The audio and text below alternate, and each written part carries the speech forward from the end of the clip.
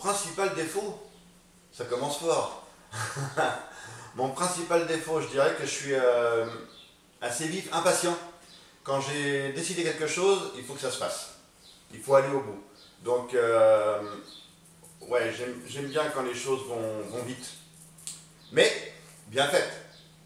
C'est hyper important. Donc, ouais, je suis quelqu'un d'assez... on va dire que j'ai pris un coup de jus, donc je suis quelqu'un d'assez électrique. Et j'ai la chance d'avoir une chérie extraordinaire, Susanna, qui est tout à fait l'opposé. Donc elle me tempère et moi je suis à fond, bing bing bing, à droite, à gauche. D'ailleurs il y a un journaliste l'autre jour qui m'a posé la question, il me dit mais comment vous faites pour être partout comme ça?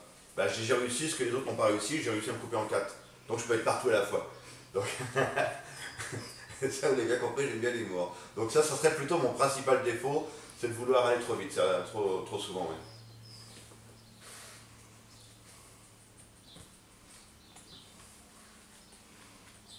Ah, le livre auquel je m'identifie.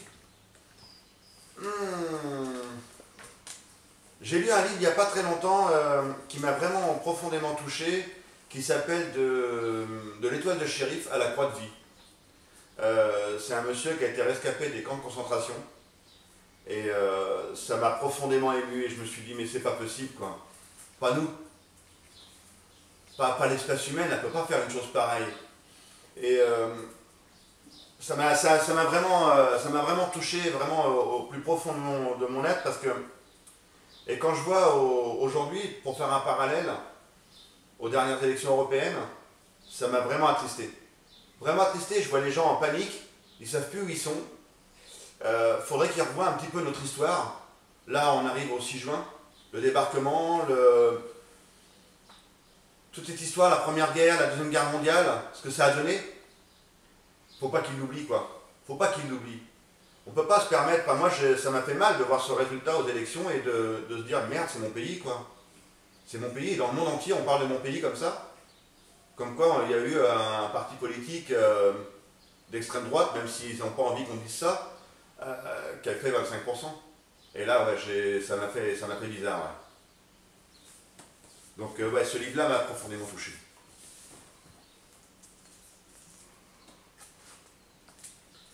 Si j'étais une saison, oh bah l'été. L'été, sans aucune hésitation, l'été c'est la vie, ouais, il y a une saison que j'ai horreur, c'est l'hiver. L'hiver, on est renfermé sur soi-même, enfin, surtout quand on vit en milieu rural comme je vis moi. J'ai tellement souffert pendant les hivers, après mon accident. Comme je le dis très souvent, le jour de mon accident, il m'a fallu une fraction de seconde pour dire au revoir au gars que je connaissais. Et pour dire bonjour à l'autre, à celui qui est devant vous aujourd'hui, il m'a fallu 14 ans. 14 ans à végéter dans ce canapé, à attendre que les choses passent, et l'hiver c'est quelque chose de terrible. Et l'été, c'est que du bonheur, c'est les grandes vacances, les enfants sont là, on va jouer dehors, voilà, ça c'est... Ouais, j'aime l'été parce que c'est la vie. Une autre question, Claire? Claire, ma fille. Mon rêve de bonheur. Je crois que je l'ai, mon rêve de bonheur. Bah, je sais pas, je crois que j'ai atteint tout ce que je voulais atteindre dans ma vie. Et puis, mais bon, pour que ça dure, hein, j'ai que 46 ans, j'ai encore du boulot devant moi. Hein. Mais c'est vrai que quand mon ex-femme est partie, je me suis dit, est-ce que quelqu'un va être capable de m'aimer? Moi, sans bras et sans jambes? Alors que oui, tout est possible dans la vie, c'est ça que j'aime. Tu vois que j'ai rencontré Susanna avait 3 filles, moi j'ai 2 garçons. On avait aussi un chien Borg, on a 3 chats, un poisson rouge, voilà, c'est une grande famille recomposée. Et moi c'est ça le bonheur quoi, c'est d'avoir une belle famille et que tout le monde s'entende bien et que ça se passe bien. Et d'avoir un papa qui est dynamique et qui fait plein de choses et qui leur montre que tout est possible. T'es pas d'accord avec moi? Hein? Aïe, ça c'est mon os.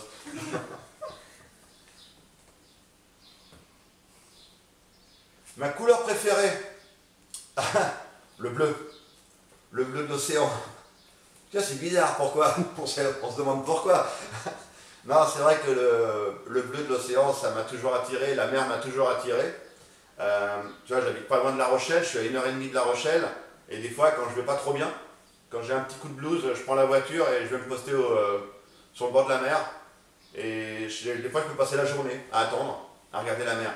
Et ça me fait du bien. Donc, et quand je suis dans l'eau, le bleu de l'océan, quand je suis dans l'eau, il n'y a plus de handicap. Je me sens libre. Je me sens libre avec mon corps, je me sens libre avec moi-même. Et je me retrouve quoi. Et ça, ça me fait du bien. Là, quand je vais à la piscine de Châtellerault pour mes entraînements de haut niveau, quand j'étais avec mon entraîneur, Valérie Carbonel, elle me faisait faire des entraînements de dingue. J'étais en pleine souffrance, mais j'étais bien. J'étais dans l'eau. Vous savez, on a passé 9 mois dans un liquide. Et quand on sort, à un moment donné, c'est mon impression, hein, le liquide me manquait. Et quand j'ai eu mon accident, mon premier réflexe, c'était de dire, je veux aller dans l'eau. Renseignez-vous, je veux des protèges, je veux refaire de la plongée sous-marine.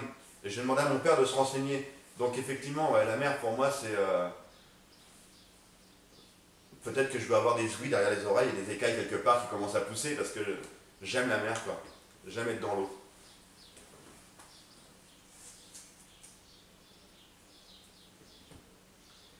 La ville que j'aime le plus. Ah, ça va pas être sympa pour Châtellerault. Non, j'aime Châtellerault, c'est vrai. Mais la ville que j'aime le plus, c'est celle où j'ai fait mes entraînements en mer, c'est La Rochelle. J'aime beaucoup La Rochelle, c'est vraiment une ville ouais, qui m'a marqué.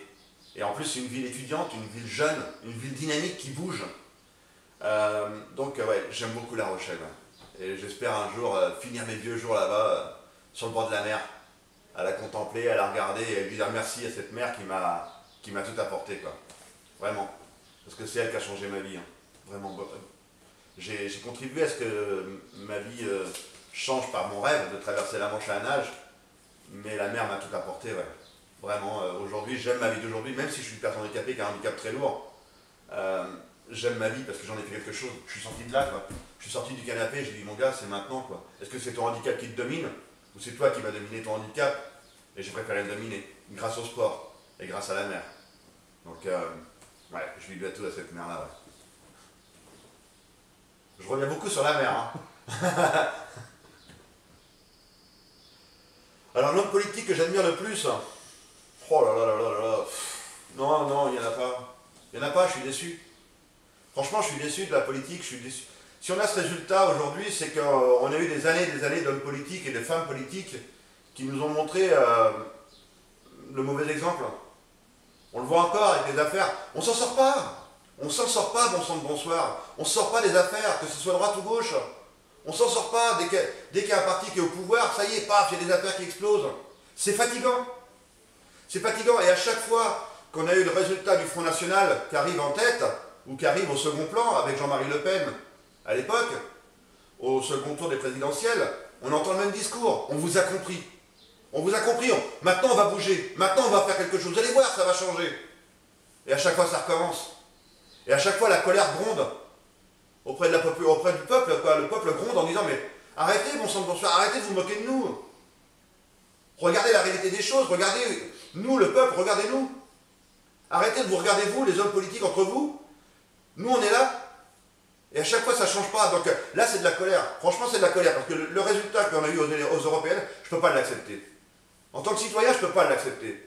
Et on entend encore une nouvelle fois le même discours. Donc c'est triste. Donc, ouais, désolé, je me mets en colère, mais je pense que c'est la colère de tous les citoyens aujourd'hui. Que, voilà, on ne peut plus, quoi. On ne peut plus, c'est trop. On a besoin de sang neuf. On a besoin de gens qui sont capables de nous porter. Et de dire, regardez, on a un programme. La France, et des gens qui n'ont pas de langue de bois, des gens qui vont nous dire, regardez la France où elle en est. Voilà pourquoi, voilà la cause. Voilà ce qu'on peut faire. Donc on va peut-être en chier pendant 5 ans, mais faites-nous confiance. Et on va y arriver. C'est ça qu'on a besoin aujourd'hui. C'est pas de nous dire, oui, on va vous promettre ci, on va vous promettre cela, et au bout du compte, bah, c'est la crise encore un coup, et on nous fout des impôts, on nous fout des... Non, enfin, voilà, là je m'éparpille, mais c'est parce que la colère est tellement forte que c'est plus possible, quoi. Une autre question, parce que là, je sens que je vais monter en pression.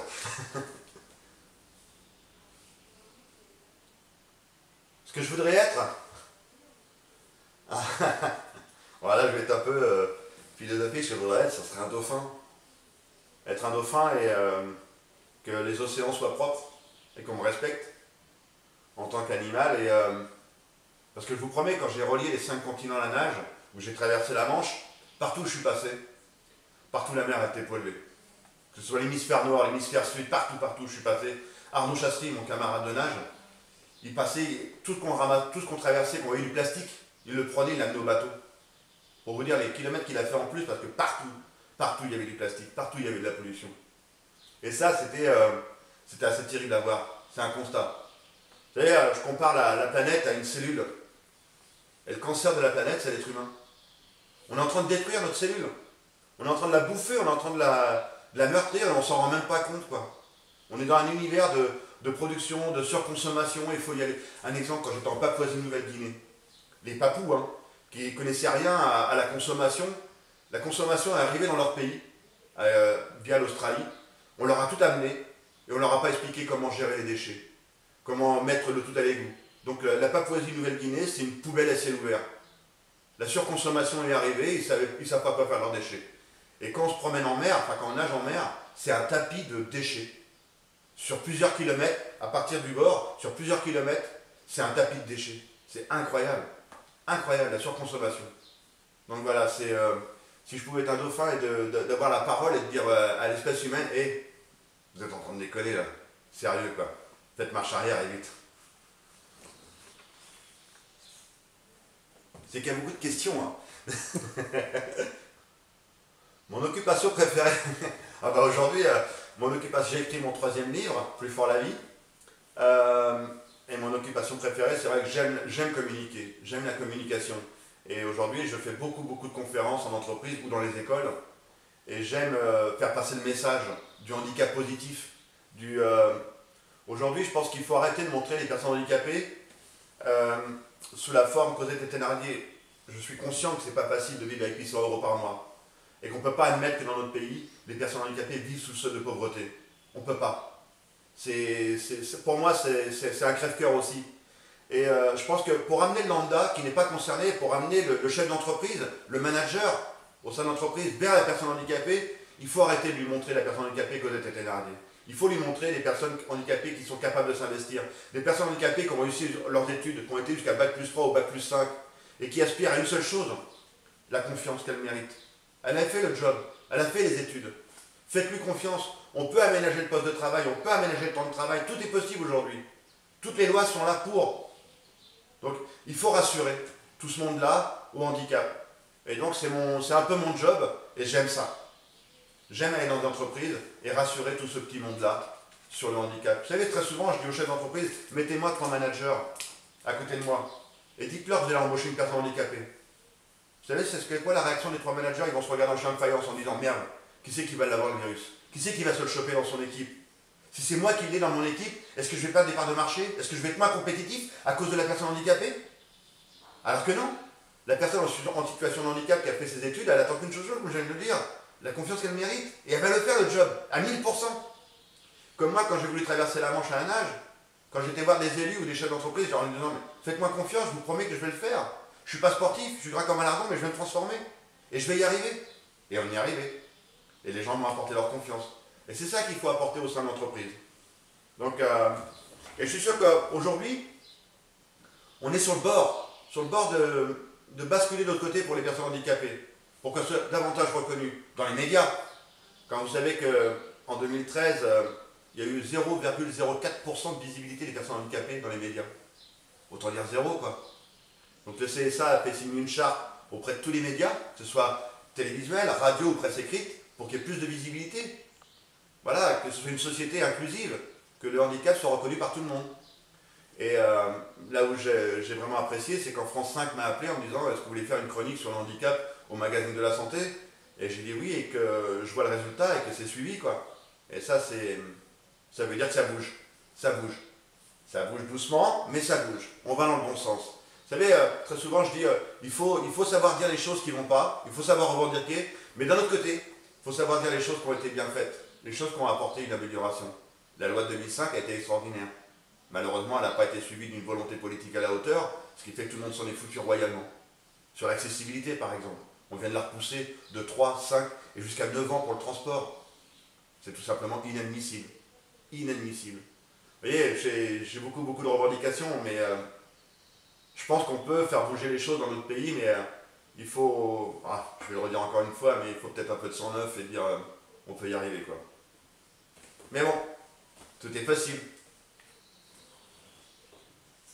Qu'est-ce que tu vas me sortir, Claire, maintenant? Alors, la chanson que j'aime siffler régulièrement. Alors là, ça va être... c'est Fais comme l'oiseau. Fais comme l'oiseau. Non, j'aime bien cette chanson, elle me représente tellement. Euh, voilà, il faut rester libre. Il faut rester libre, il faut croire en son avenir, il faut croire en soi. Il faut croire en soi et arriver à convaincre les gens qui sont autour de vous qu'on peut y arriver. Et c'est pour ça que j'aime beaucoup, beaucoup cette chanson. Ouais. Ça va peut-être être la dernière. La dernière question.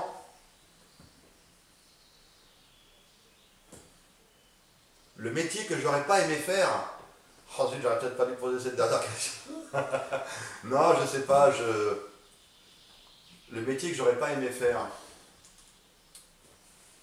Je crois qu'il y a un métier aujourd'hui qui est pas génial, je comprends pas, ils veulent tous la place, c'est le métier de président de la République. Je crois que c'est une galère sans nom en ce moment, ce métier-là. Hein. Et je comprends pas parce ils veulent tous la place pour y être. Et une fois qu'ils y sont, ils disent, vous vous rendez compte le métier comme il est dur pour moi. Vous vous rendez compte ce que je suis en train de vivre.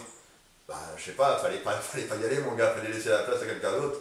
Maintenant que tu y es, vas-y, donne-toi à fond et montre-nous la voie quoi. Montre-nous la voie. Donc voilà. Et je terminerai là-dessus. J'ai un handicap super lourd, qui est très difficile. J'ai réussi à le dominer, j'ai réussi à le combattre. Pouf, le combattre, c'est un grand mot. J'ai réussi à l'apprivoiser, je dirais. Et j'ai une chance inouïe, c'est que je suis en bonne santé. Et à partir de ce moment-là, je le dis encore une nouvelle fois parce que c'est vraiment mon moteur, c'est que tout est possible dans la vie. Voilà. Même s'il peut nous arriver une tuile, le soleil arrive toujours après la pluie, quoi. C'est des paroles toutes faites, hein. C'est des choses qu'on entend très souvent. Mais c'est possible. C'est possible.